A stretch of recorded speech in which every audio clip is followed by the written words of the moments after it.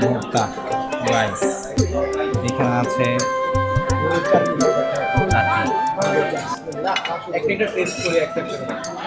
জিতু ভাই কোবানো শুরু হয়ে গেছে।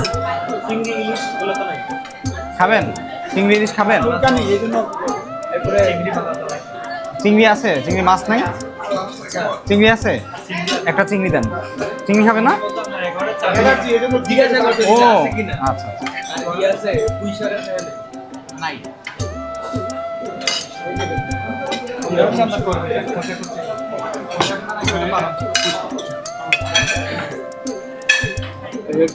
এটা কি লাল শাক?